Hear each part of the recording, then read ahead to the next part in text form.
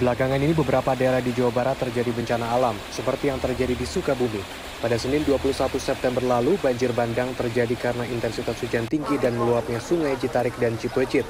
Akibatnya 2 orang dinyatakan meninggal dunia dan 1 orang dinyatakan hanyut dan dalam proses pencarian. Hujan deras disertai angin kencang juga terjadi di Desa Cibunian, Pamijahan, Kabupaten Bogor pada Selasa 22 September 2020 lalu. Akibatnya belasan rumah warga rusak dan terendam banjir. Menurut Badan Meteorologi, Klimatologi, dan Geofisika BMKG Bandung, potensi bencana serupa bisa terjadi di 25 kabupaten kota lainnya di Jawa Barat. Pasalnya, menurut BMKG Bandung, saat ini Jawa Barat pada masa pancaroba atau masa peralihan dari musim kemarau ke musim hujan, di mana risiko cuaca ekstrim cukup besar. Di masa pancaroba, potensi cuaca ekstrim itu meningkat. Jadi, cuaca ekstrim itu adalah kondisi cuaca yang disebabkan karena adanya awan cumulonimbus atau awan yang gelap berlapis.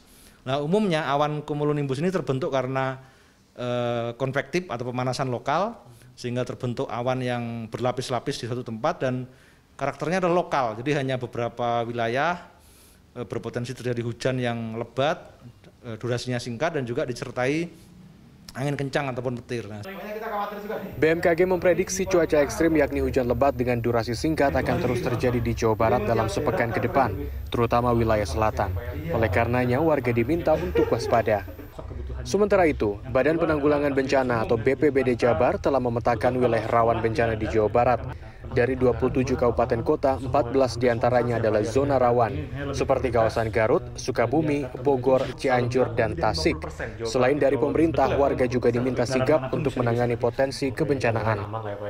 Masyarakat sudah mulai peduli terhadap perakiraan cuaca. Jadi data-data cuaca, informasi berita di cuaca itu menjadi perhatian.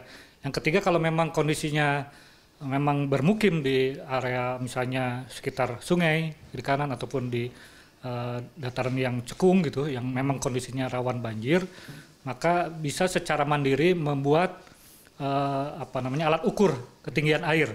Yang dari situ mereka dari pengalamannya akan terlihat kalau di garis mana strip, artinya sudah mulai harus mengevakuasi barang-barang, orang tua, bayi yang rentan gitu. Nanti kalau evakuasi mana memang harus dikolongkan, kemudian mengetahui kemana jalur evakuasi, di mana titik kumpul. Nah itu untuk daerah rawan bencana semuanya sebenarnya sudah kami set up.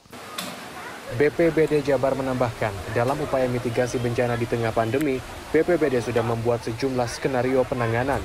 Salah satunya adalah menambah kapasitas pengungsian lebih besar dari sebelumnya jika terjadi bencana besar dan membutuhkan tempat evakuasi atau penampungan.